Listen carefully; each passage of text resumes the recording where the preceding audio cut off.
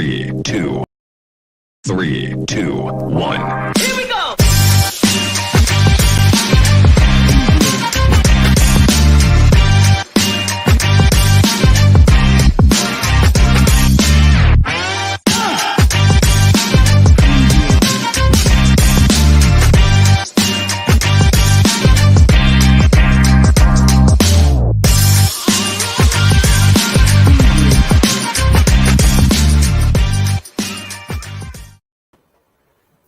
Well, hello, happy Monday. Welcome to the Dennis and Andy Show. We are back, regular time slot. Well, then again, we were here last week as well, so it's not like that huge of a difference. But hope your first day of the work week went well, and now you're kicking back with a nice cold one, whether that be a soda, or as Dennis would call it, a pop. Is that what you called it where you grew up? Oh, it all depends. It could be a soda, could be a pop, it could be a soda pop. And then as we got down farther, they called them Cokes, no matter what flavor you had, and that was just a wrong answer. That's true. And or a beer or a scotch. Drink up. It makes us funnier. It does. The more you drink, the better we are live. And the better looking I get. You get some beer goggles on, and this guy looks like Brad Pitt. Dennis looks like Marlon Brando. I don't know. I'm just throwing things out there. Marlon Brando, you know, I see a little disrespect in that comment. You know, I just watched a biography on Macho Man Randy Savage, and Jay Lee is in the house, and it's the Macho Man Randy Savage. Oh yeah, Macho Man. That just had to hurt his voice. So anyhow, it is our Monday interview show, and tonight we're going to get right to it like we always do. We don't like to waste time blathering. Our guest is artist-creator Jose Garcia, who has a campaign running now on Indiegogo. Lumina, oh man, why do I mess everything up? Lumina Vhox. There it is. Thank you. We'll bring him on, and he can tell me I don't know how to pronounce things. Well, hello, Jose. How are you? What's up, Andy, Dennis? I'm doing good, it's called Lumina Vhox. Yeah. That's it, yeah. Lumina Vhox. Yes. You know, the funny thing is, if I hear it, I can repeat it, no problem. But as soon as I look at a word, my mind just starts going back to grammar school, and it's like, break it into syllables and do all this. Lumina Vhox, that's it. Why couldn't I get that? So you're like a parrot. You just need to hear things repeated. Andy wants a cracker. What? Exactly. I'm like a parrot. That is perfect. He's Randy Poffo. That is Randy Savage's real name. Way to go, Jay Lee. Look at that. Look at that. A WWE fan in the house. Or F, actually, back then. No. Well, back then, yeah. But yeah. Jose, do you like wrestling at all? I like wrestling, yes. Do you watch the WWE stuff, or are you more into the luchadors and all that? Oh, man. I'm kind of younger than you guys, so I just got to experience wrestling with these DVD bootlegs, you know, like the best fighting off, and I didn't get all the complete storylines, so it kind of got mixed up when I was growing up. Like, you know, I saw some of Randy Savage fights, Hulk Hogan, but cool. there were these super crappy bootleg videos, you have like these newer ones mixed with the old ones, and sometimes people were heels, sometimes babyface, sometimes the hero, and I didn't get to experience the full story behind them, but I sure love everything wrestling, man. No, that's cool. I was into it in the early 90s and in the late 90s, early 2000s. And I think around 2010, I kind of stopped. And now when I turn it on, I don't recognize anybody. Like everybody I watched, because the channel A&E on Sunday nights does at 8 to 10 does a bio on a wrestler. And then from 10 to 11, they do like a treasure hunt show trying to hunt down some, wrestling memorabilia, and they always bring in some of the superstars. Mhm. So like last night, the bio was about a wrestler named Booker T.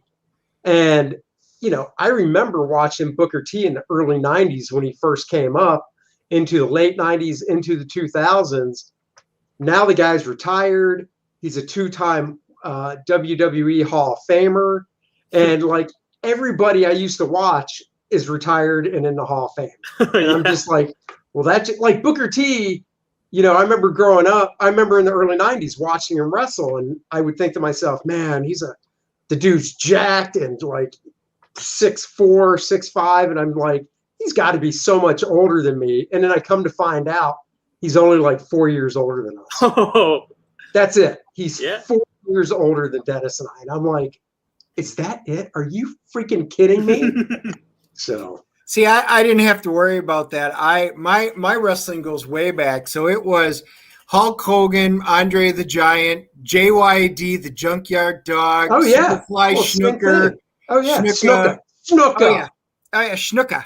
And No, Randy the Macho Man Savage. And it was WrestleManias. Then they came out with the cage matches, and I mean that was Yeah. the stuff. And then we remember we were in, I think it was Milwaukee, and we just got done watching them having this big brawl, and everybody was in the ring beating the hell out of each other.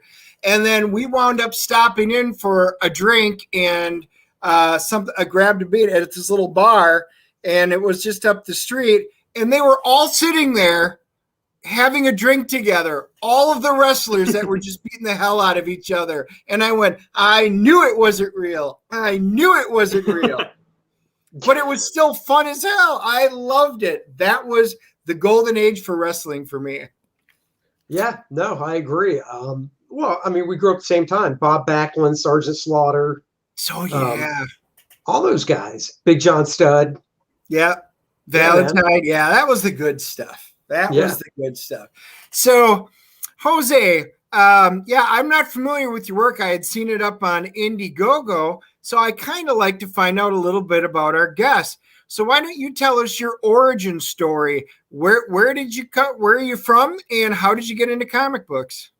Yeah, for sure. Hello, everyone. I'm Jose Garcia. I'm from Mexico City. Right now, I'm 32 years old, and I got into comics pretty early on. My dad was pretty much a doctor, psychologist, and he had this tendency to draw and to be creative. He played a lot of music. He taught me how to play guitar, how to draw, and nice. he was very cool. He was he always whenever he found a comic, it doesn't matter which comic, he brought it home, and he teach us, how to start copying stuff.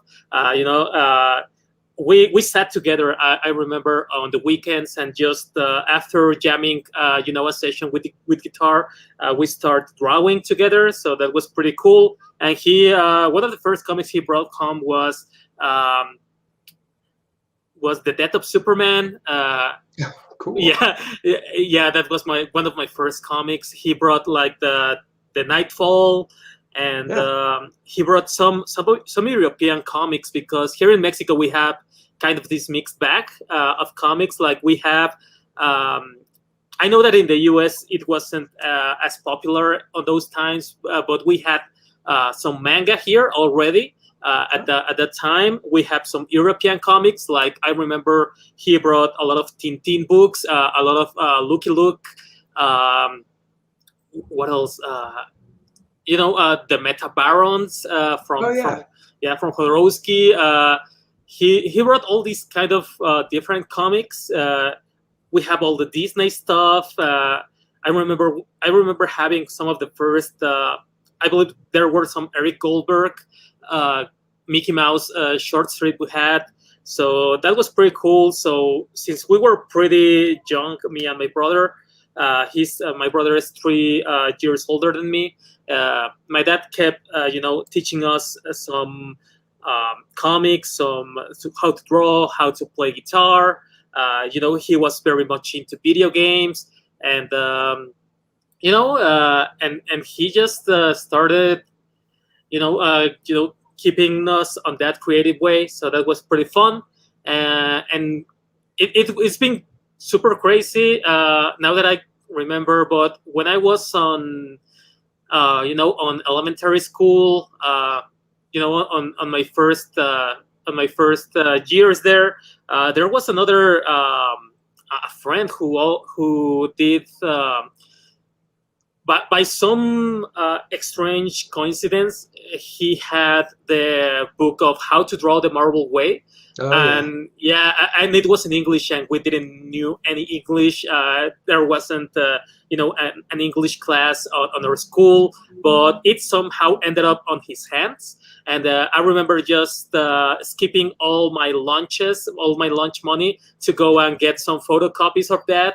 And it was a super competitive, kind of environment there, because there were like 4 people who draw, 4 kids who draw. And every day before classes started or at lunch, we used to get these competitions in which we will grab a random page from How to Draw Comics the Marvel Way, and we just copied the first the one who had it the most similar to it, and who finished faster will take he could pick the other kid's lunch and just keep it for himself. Whoa, that is die hard right there. I want give me your lunch. Exactly. Those were high stakes, man. So everyone just were just aiming for the jugular, just aiming for the kill. So that was pretty cool. And later on my last years, I don't know how you call it, guys. Secondary, before high school. Middle school. Middle school. Middle school. Yeah. Oh yeah. Thanks a lot. Yeah, on middle school I had another guy competing.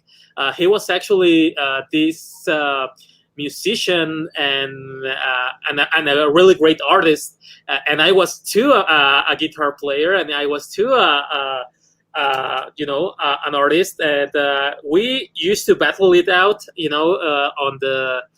on recess, and he was very much into anime and stuff, so he was copying all this Evangelion stuff. He had a lot of this anime, manga, cooler 90s stuff. Like he was seeing Ghost in the Shell.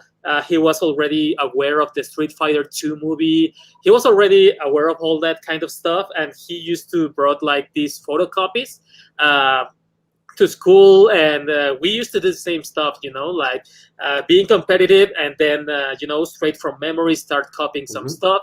I remember drawing like for 6 years straight this one pose for How to Draw the Comics the Marvel Way, one Spider-Man pose, and the Doctor Doom pose. I remember just drawing that like almost every day, and finally I won, man. I won with that pose, and I remember after that, people, instead of calling you a geek, we don't have all these. Every time I see movies like from the US on high school with the hierarchy, with the jocks and the gods and everyone, we don't have that here. So everyone just get along with everyone. So I was pretty popular, even though I was kind of like a geek. Like cool. I could hang around with everyone, and that was cool. Oh, that's awesome! Yeah, we had those dumb cliques when I was in high school. So. Yeah, man. Needless to say, I fell into the nerdy clique. I know it's hard to believe looking at it, but I did. So what? Because this, if I know correctly, your Indiegogo campaign is your first comic book stuff, because you do more storyboards and stuff, or what?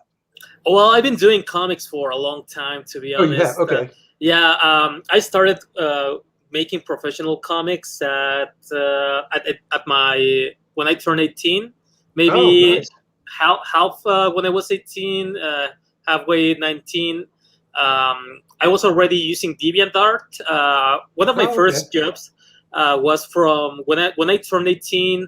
my dad was like, okay, if you don't do anything with your skills with drawing and stuff, like there's a door, man, and you can get back here whenever you can, get give us some money back so we can pay the bills and everything. So I was like, oh, shoot, yeah, okay, I'll try that. And I remember that at the same time he showed me the door, like he had already making my luggage, like this little backpack with all my with the few things I have. Right. He was kicking me out of the door, and then suddenly the phone started to ring. And at this time, I already have attended to a course, a drawing course. It took like 2 years.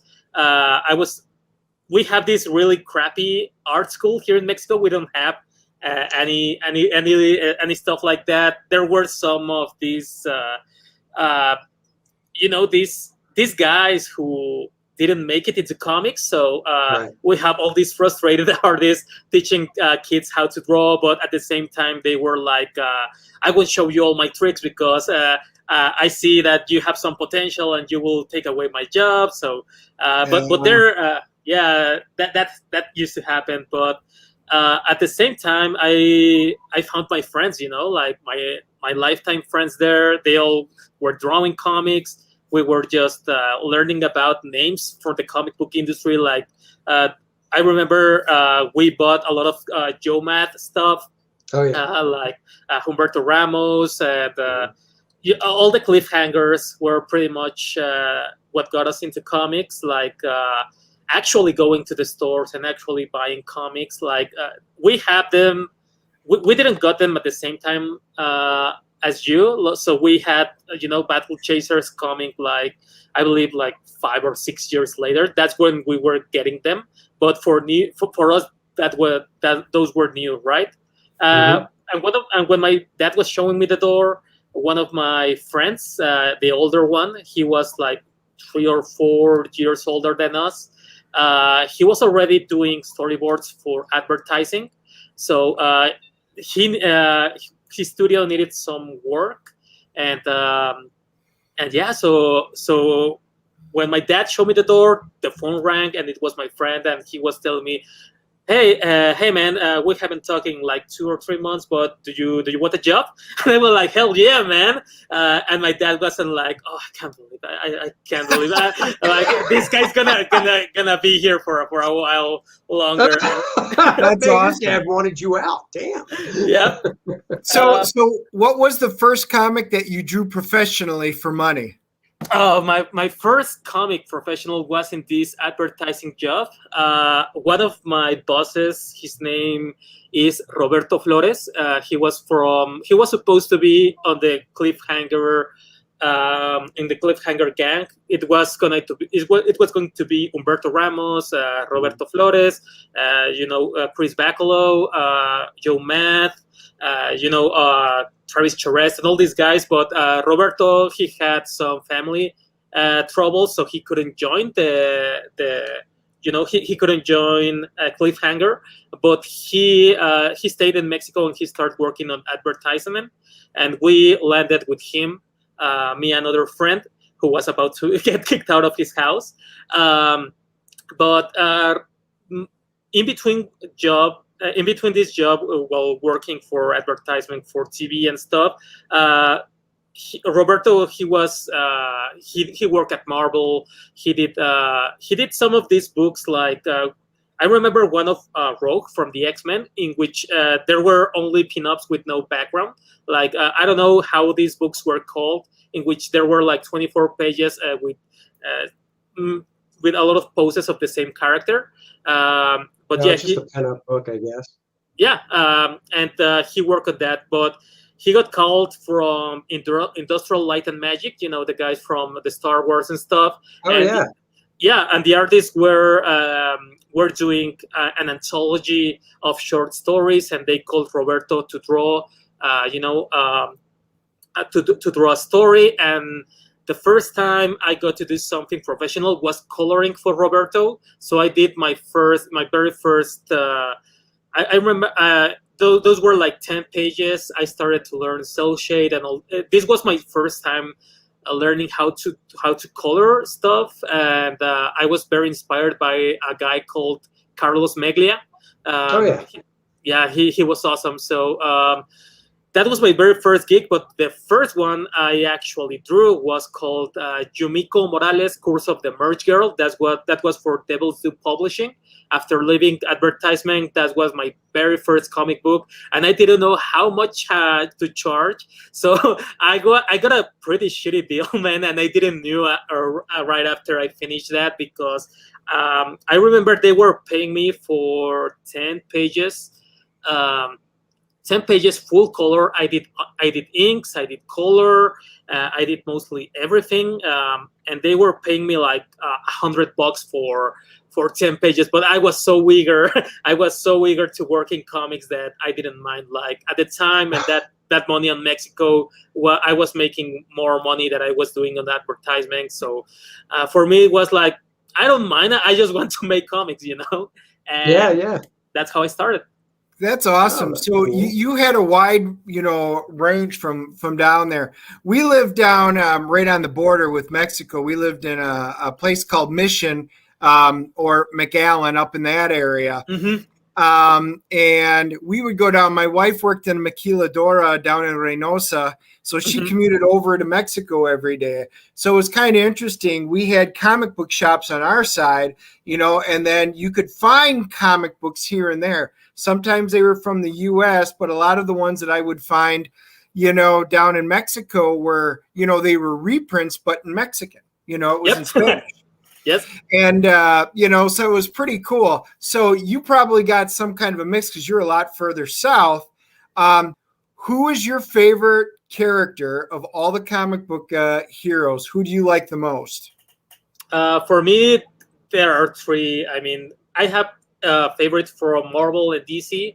Like my favorite from Marvel, it's and always will be Spider-Man. Like no doubt. Like I love Spider-Man. But from DC, which is kind of my, I'm gonna say that if I have to choose between Marvel and DC, I always choose DC. And my favorite characters are always gonna be Batman, Superman, and Nightwing. Those are my favorite from all time. Oh yeah. Yeah, I'm a big Superman fan.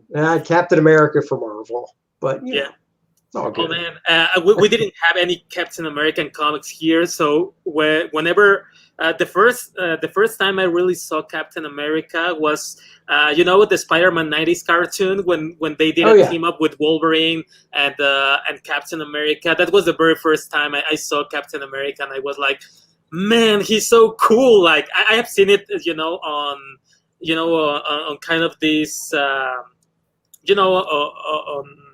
T-shirts and on glasses, all this kind of branding stuff, all this merchandise. But I never got to saw a comic on and an appearance of Captain America. But then I fell in love too when I started seeing when we got the Avengers, and we got the Avengers here like super late. Like we got it in maybe on the 2000s. Like we have the very first the George Perez run here in Mexico. But I don't know if we were at pair with the US, but that was the very first time we had Captain America, Vision, all these guys around that time. So that was pretty new for us. And yeah, man, I mean, there are so many cool characters. And as Dennis was saying, we only have these crazy. We didn't have floppies. I mean, we did have floppies, like super old floppies, but they didn't get you didn't get the numbers like in the US. Like you could have like say issue 300. I don't know, from Spider-Man, and then the name changed for Mexico. Like that was our Spider-Man #1, and maybe there's Spider-Man 400, and that was our #2. So we didn't have like storylines, like it skipped like a lot of time.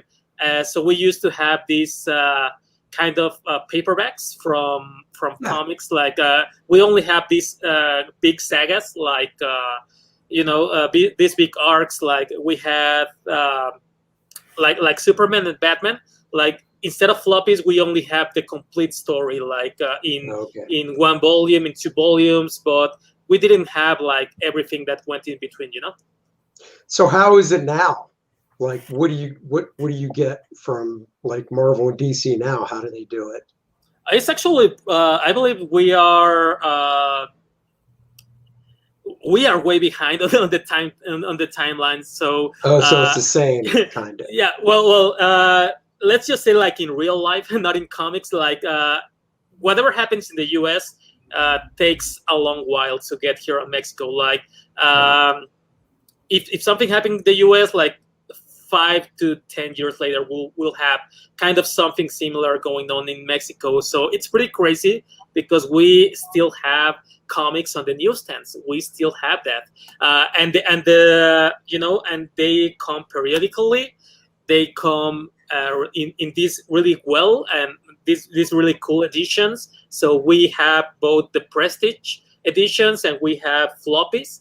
People are still buying from the newsstands. But the thing is that there are so few newsstands that you have to plan your route to find these newsstands. Like everyone knows which are the 5 to 10 newsstands that are still active in Mexico. So if you want to grab a comic, you have to plan your route so you can get so you can buy some comics and then get to your work or that kind of stuff. Right. But we're actually having, comics are pretty easy to find right now. I believe that's the way it used to be in the US like a long while. Here we still have this, and I've seen people buying lots of comics. Like Marvel and DC had kind of this renaissance here in Mexico. I believe DC the most with Rebirth from DC.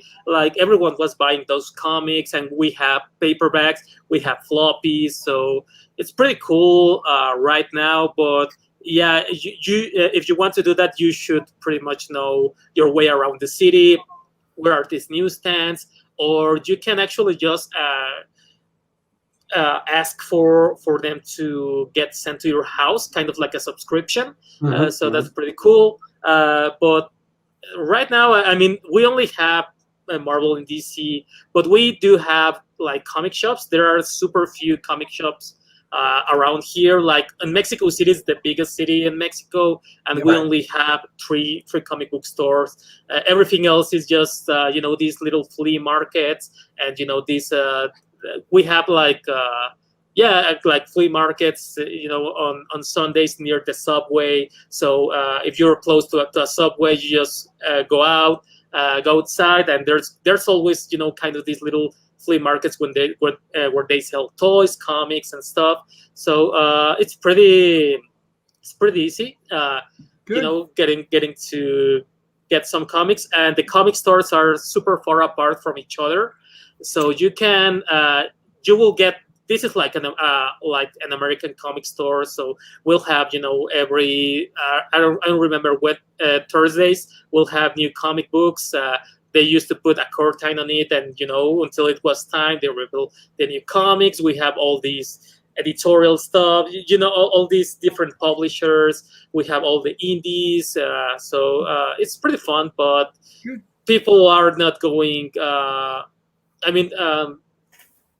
After a while, it with the new stuff that Marvel and DC is putting out, like everyone just lost interest, and we're just going for. If we go to the comic book store, it might be to pick up some manga, or maybe some back issues, maybe some cool statue, or just maybe to hang out with the guys if possible. So even down in Mexico, people are losing interest in the new Marvel and DC stuff. Mm-hmm. That is a sad. So what I think we need to do, if I'm hearing you right, we need to find a way to smuggle good independent comics and just put a pipeline right down into Mexico for you. Yeah, we need to do that. Cool. Yeah. All right, let's look at the campaign. Yeah, let's check it out. So Lumina Vhox Volume 1. Why don't you tell us a little bit about it, and then we'll go through it and stuff. Or actually, You know what? Let me play the video first. How about we do that? Yeah, for sure. All right, I'll play the video.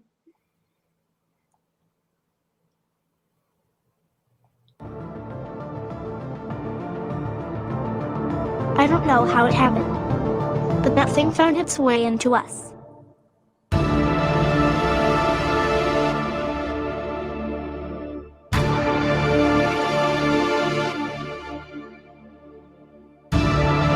It took everything from me. I'm not sure how, but I'm gonna take it back.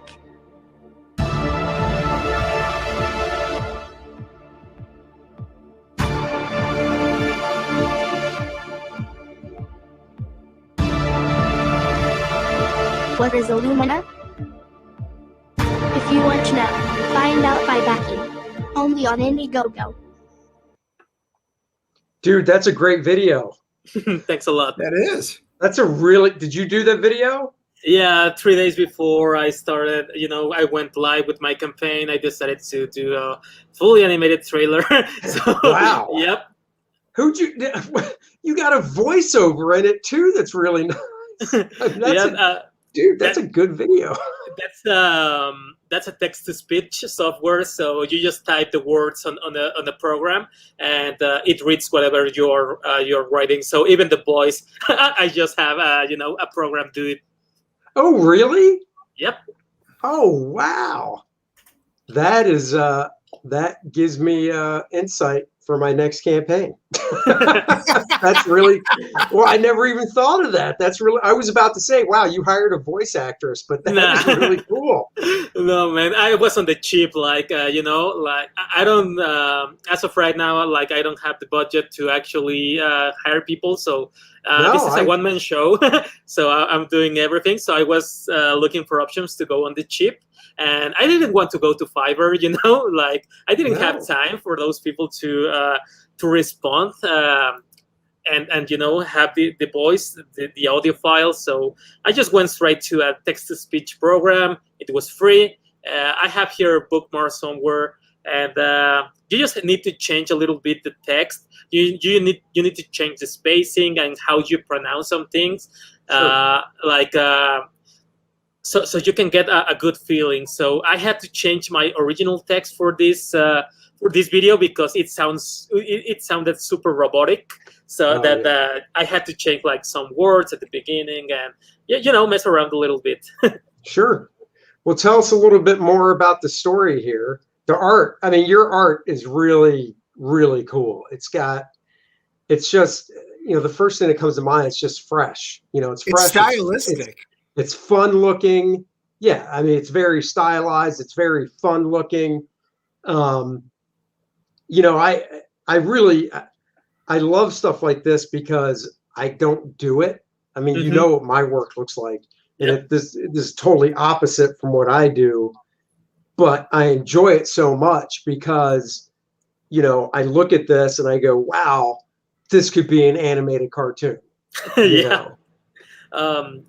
So this style, this kind of style of drawing, it's a mixture of everything I've worked on in my life. So I've been working as storyboard artist at DreamWorks, TV. I did some stuff for How to Train Your Dragon, cool. Kung Fu Panda, like Voltron, the new Voltron series. I did some stuff for Cartoon Network. On Adventure Time, Steven Universe, and Nickelodeon, and I did comics, and I did work. I did have a comic on France. They are called Bande Dessinées, the BTs. I have worked on France with Ankama editions, but that got canceled. And I've been working on comics, so I try to pretty much bring all these different words together. Like comics, everything. I love comics, manga, BD from France, animation, anime. So I try to bring everything together to this story, and the story is pretty much of Lumina Vhox. It's pretty much little girl. Big adventure and Space Eldritch gods at this there's a ritual gone wrong, and she ends up with an eldritch god inside of her, which destroys the planet and swallows all the souls from her family and all her loved ones. And Mia, the main character now, is looking for a way to save the souls of her family from the eldritch god that it's growing inside of her. Oh, very cool. So then who's this dude back here? Yes, that's there's gonna be a society of these super soldiers. Nice. If you have heard of Warhammer 40k at one point, there are these. Yeah, I love 40k, man. So these guys are like the Primarchs in the 40k universe. There are these super power soldiers, and there's these 20. There's 20 special super soldiers. They have the DNA from the God Emperor of Mankind, so they're kind of their childs, their kids. So they're pretty much like these demigods, and they can pretty much kick ass to the gods and everything. So these guys are kind of like them. There are 20, and these are the god killers of this universe. So what happens with these guys is that they're pretty much trying to save all lives in the universe. But this guy on the cover, it's called Dick Snoof.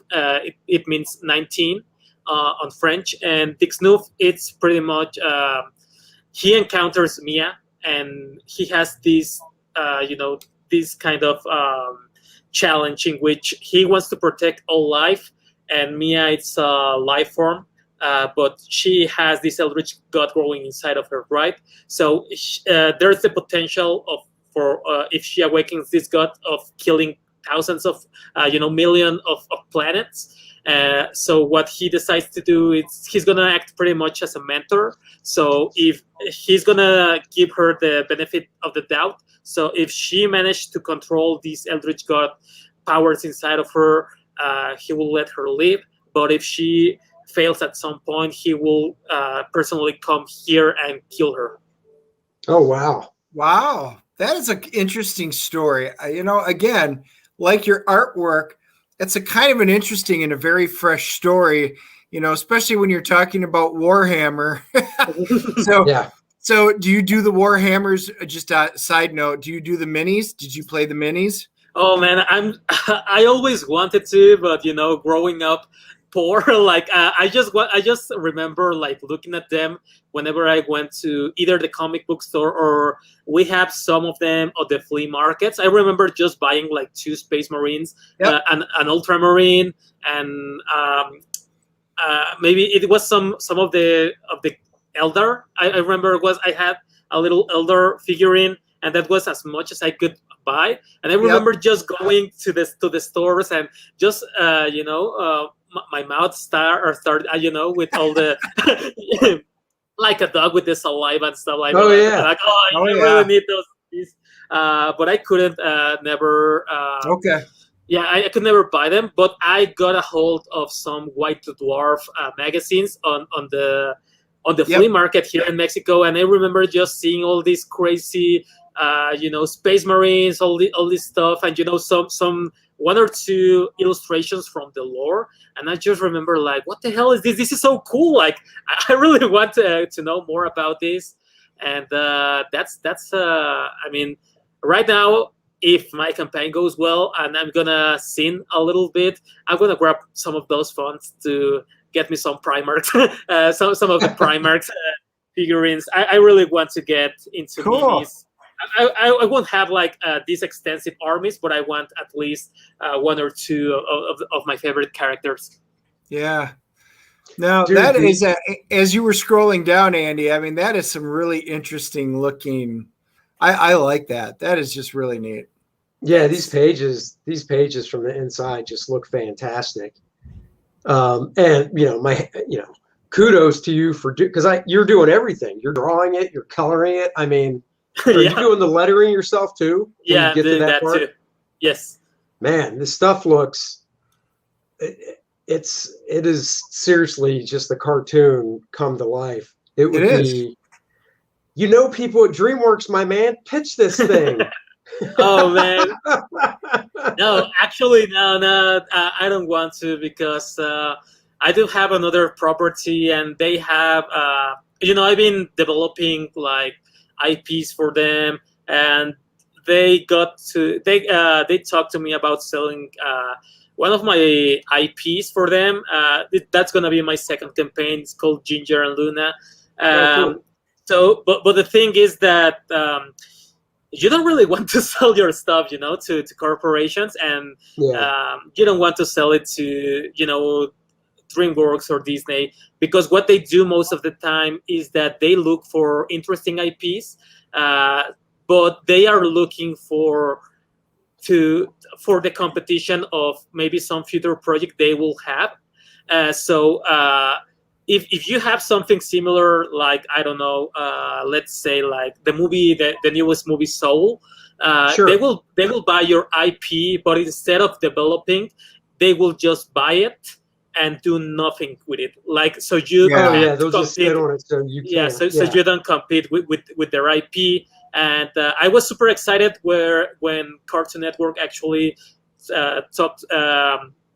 Just gave me a call, sent me a message, and told me like, we want to buy your IP. And I was like, man, this is gonna be a cartoon show, this is gonna be so cool, but I want to make the comics, I want to have all the rights and stuff. Sure. And they didn't want it. They said like, we will have everything, all the rights, but we're gonna give you like tons of money so we can auction it. But I didn't. That kind of felt wrong for me, and it's like, Sure. no, that's gonna be a hard pass for me. And I'm very happy I didn't do that, because some of my other friends who were developing IPs, they got their stuff bought off, and it's canned. It's just sitting Yeah. in the dark corner of an empty vault, and they're never going to have the Right. chance to work on their life of their life project, because some of these were of these projects in which these guys were pretty much invested all of their creativity, all of their life put into this, and they just got bought and Oh. forgotten. Yeah, so Right. you got a few different tiers. So I'm looking at the Racing Lumina. Yes. All right. So I'm offering some of my previous comic books here before coming to CG, before coming to the independent market. So we have 4 books. The first one is called My 8-Bit Story. That's 160 pages. It's a silent book. It's a Wow. story about a girl traveling her old Game Boy games. It's all, it's colored. It's already printed. I have some leftovers for my first print run. I did this like 5 or 6 years ago. This book got me the job at DreamWorks. I sold like 20 copies of this at San Diego Comic-Con. A headhunter just came my table. She bought 5 of those, and after a week, I already have a job at DreamWorks, so that was pretty cool. And Awesome. yeah, that was cool, and that led me to other book that's on the campaign. I have another book called Trucus Maximus. I did that with Scott Peterson. He's a writer from DC, an editor, and me and Scott work on this, and Scott and me work on this, and it's Scott's story about whatever happened if the Roman Empire didn't fail. So instead of gladiators, we have races to the death, and whatever happens if you win enough races, and what happens if you lose enough races. And it's a makeshift family, the story of this makeshift family, and it's 260 pages. So this is a fun book. This is a really thick book, and this was published by First Second. So I was only that was pretty cool. So a friend of mine does a bunch of stuff for First Second. So yeah, that's cool. They're good. Yeah, they're good, and so I'm only offering a limited quantity here, like Sure. the physical books that they sent me. I'm not offering the PDF because that's property of First Second. So, but these are the only few copies that I will get to to sign, because I won't be doing cons anytime soon, and so yeah, this will be special. And the other book, it's called Egoísta, or Selfish in English. And this is a story. This is 90-page book, and I did this for Mexico. I won a contest here in Mexico. And the pretty cool thing about the prices is that they printed like 1,000 of these books here, but they're in Spanish. But for this campaign, you will get the physical Spanish version, but I will translate the PDF to English, so you can, you can actually enjoy it and know what the hell is going on, and maybe to do some Spanish tests, like, this word sounds familiar. Let's check, and you could measure yourself. I took Spanish in high school, but that was so long ago I forgot everything. So, oh man, for English speaking people, it's super hard, and for Spanish, it's kind of hard talking in English because our vowels are inverted. So whenever you want to say something, you have to go to this process of flipping all the vowels, all the sounds of the vowels, and you just in that little time when you want to get into a real-time conversation, your mind just starts lagging and you just crash, and it's like and you just start babbling, and it takes time, but you will get there. I mean, I'm like you, like in which I sometimes need to hear someone talk because I can picture the word, I know how it's written, but I don't know how it's pronounced, so I need to hear someone saying that, and then like a parrot, like just say it again, man. Like, oh no, it wasn't the. I'm just an idiot. I mean, ask Dennis. When it comes to words that most people just rattle off, I'm like, I'll say it, and Dennis will look at me and go, "Seriously, that is not how you pronounce it." I'm like, well, excuse me. I'm used to working by myself and not having to talk much. So cool. So you got $10 for digital. That's awesome. Yeah. The $25 one gets you the printed book. So that's very cool, and a PDF. Right, so are you on track for having it ready for October? How's it coming along?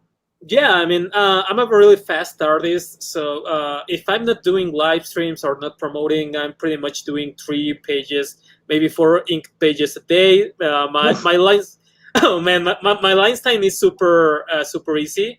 I take the same amount of time of, just drawing or coloring, because my coloring is kind of carries most of the drawings. And since I've been a storyboard artist, for maybe 4 years, I mean, I'm pretty used to making stuff very quick. So sure. Right now I'm sitting at 40 pages. Oh, cool! You got plenty of time. You're doing good. Yeah, man, and I'm just need to finish this other comic I'm doing for Comixology Originals right now. I have a week to finish a 22-page book, so that's pretty. That's kind of where I'm at right now. I'm making the sketches and stuff, but I'm really used to that. I'm really used to that workflow, so I don't mind. But I'm taking a little bit more time here on my own work because I tend to put more love into my own stuff than stuff for companies. Sure. No, but that's cool. It's on track.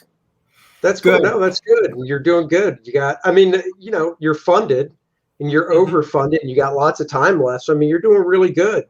Yes. I was going to say, I like it. I usually don't do this on the show, but you really piqued my interest with some of your other stuff.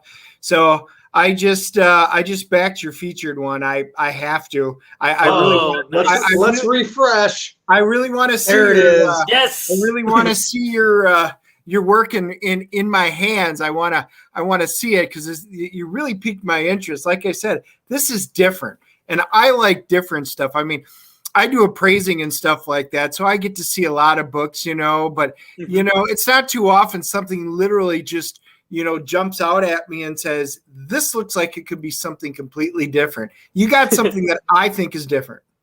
Thanks it's a lot, funny, man. When Dennis says he wants to see my work in his hands, he's not talking about comics. It's weird. It is, though. Matter of fact, if you look, that's Andy Smith's work right on my Phoenix thing. That's his Phoenix that he drew for me. So yes, Andy, that's what that means. Oh, that's awesome, man. I think it looks good. I'll be back in it later as well. So, because I think it looks really cool. I love this dude right here that you were talking about. So, I think it looks really good. For your first campaign, I think you're doing great. Yeah, And it's been crazy, man. Being here in CG, it's crazy because I don't have the house tile, so I actually got chased down when out of CG on 2018. I was doing these blue-haired kind of characters, pink-hair characters, and it was all the craze, the mainstream, and just fighting against, these blue hair weirdos, and here comes me with this cartoony style, and saying like, "Hey guys, don't you want to buy my blue hair weirdo comic?" And I was like, they were like, "Nah, man, like if you don't draw Marvel, DC." But right now it's super chill. It's one of the best decisions of my life coming back here. Everyone's more chill, and I just want to make something, with quality, so people can get to experiment like other stuff outside the main house styles. So because there are so many cool artists that do so many different styles, and right now with the indies, you will have these really cool indie styles like Narwhal. Narwhal, it's a genius. I don't know how he can do that, like his style, but I really love it, and I've been finding more and more about these great artists here. And if you guys give us a chance, like we might even surprise you. No, there's a lot of great artists, I think, in CG, and I think it's real diverse. I mean, I just jumped over to it. Oh man, yeah. In the fall of last year. So, I love seeing all the whole stuff. The whole CG thing is, everybody talking about Comicsgate, and all I heard was some negative stuff about it. And then, they finally said, just go look at it. And so as I started going through and I started doing some research on Comicsgate to find out what this hubbub was about, I didn't find hardly any of this negativity that I keep hearing about from the same group of people. I started finding out that there were a lot of people who absolutely love comic books, who love the comic book industry, and are just trying to get a good product out in the hands of people in the vein of what they're trying to put out without being told that they're doing it wrong or to catering to a particular group.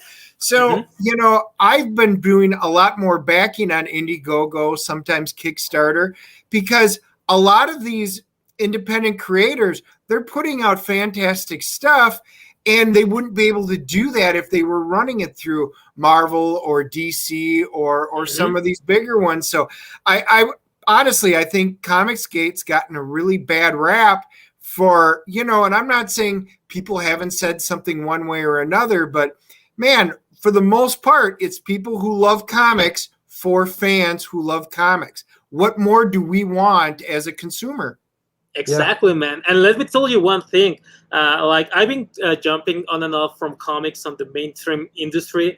And the weird thing is that the only time I have held up, like a conversation about the comics I like, the characters I like, and, this very 2-hour, 3-hour conversation with, with someone was outside the comics, the mainstream comic industry. Like, these guys weren't that into comics. Like, whenever I talk with a pro, instead of them talking about the stuff they like, and I'm talking like more newer artists, like guys on their 30s like me, and no one was talking about comics. They were talking about video games, they were talking about the new Netflix series, they were talking about cartoons, but no one was talking about comics. So even though when I was on San Diego Comic-Con trying to talk with people about, like, hey man, do you remember that Todd McFarlane, that Wolverine and Spider-Man Wendigo comic? And they were like, what the hell are you talking, man? Like, what the hell is that? And I was like, oh man, so comics are in so hot right now. And when I came here to CG, I just started talking with random people, and we were talking about the Superman, Up and Away. We were talking about all these Jeff Loeb and Jeff Loeb and Tim Sale comics from Batman, and I didn't have the opportunity to do that on the comics mainstream, which was really weird. So that talks a lot about the people here. Like they know their stuff, and they really love comics, man. Yeah. Well, that's very cool, man. Well, we wish you the best. Jay Lee wants me to do a drawing of Jean Grey as Phoenix and Rachel Summers in her Red Phoenix outfit. So who knows? Maybe I'll do something like that, Jay. Maybe I will. I got to find the time. But what I will do is I will show you guys what Andy actually did, because not all of you have seen this. Oh, nice. So, and this is the one with Wolverine looking in. And yeah, so everybody knows Phoenix is my favorite character. And is that not awesome? Andy just did a great job with that. That's great, man. And I think he whipped it out in like 5 minutes. Yeah. Add on about an hour and 2 hours. Add on about 2 hours to that 5 minutes, and we'll see. Well, very cool, man. I'm really glad you joined the show. It was really good talking to you. I know we've talked online some and stuff, and the work looks great. Oh, Jay says Rachel is my. Oh, see, he likes Rachel. You like the mom. So there you go. The funny thing I was doing. Jay's younger than me. That would make sense. Yeah, that's true. I was Jose. I was doing the math. So when I started drawing comics professionally, you were 2 years old. So yeah, I feel old. Oh, that's crazy, man. Backstage we were talking about where I got my.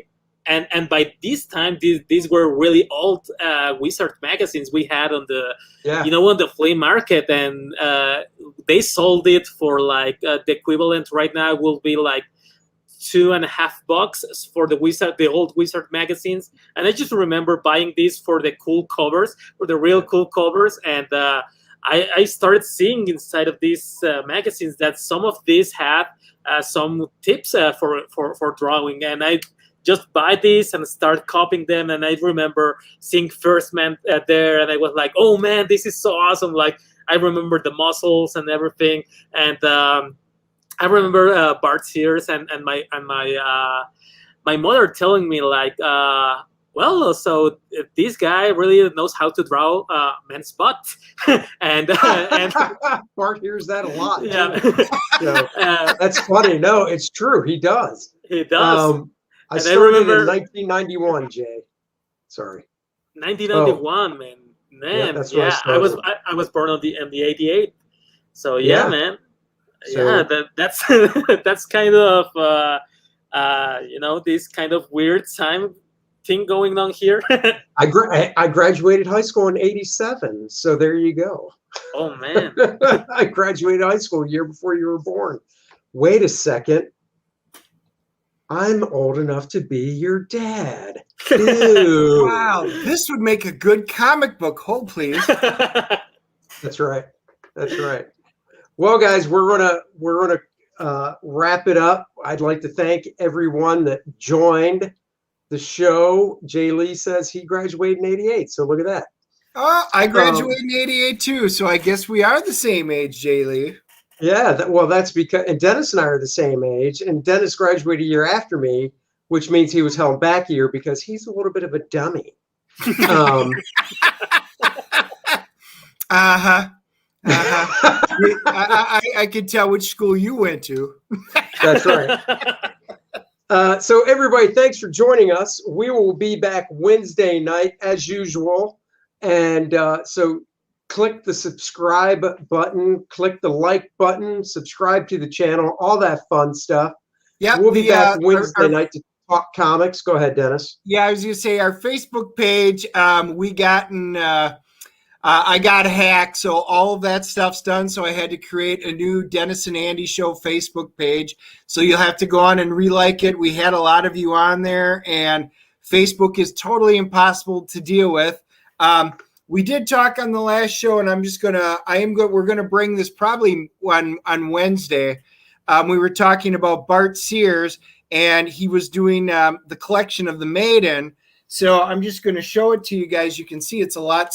It's like a magazine size. But we are going to, I am going to bring it over because we always do our show from Andy's studio. But I am going to kind of bring this along on Wednesday, and I think we're going to go through some of Bart and Michelle's stuff here since we had talked about it on the show. So yeah, we got a lot of stuff lined up for Wednesday. That's right. So join us Wednesday, see that, and we'll talk about other stuff. Until then, thank you all very much. Go back, Lumina Vhox Volume 1. The link is in the description. First Man is in the description too. So if you haven't backed that, get on it. What are you waiting for? And we'll see everybody Wednesday. Thanks a lot, Jose. And we'll talk to everybody later. Yep. Thanks, everybody.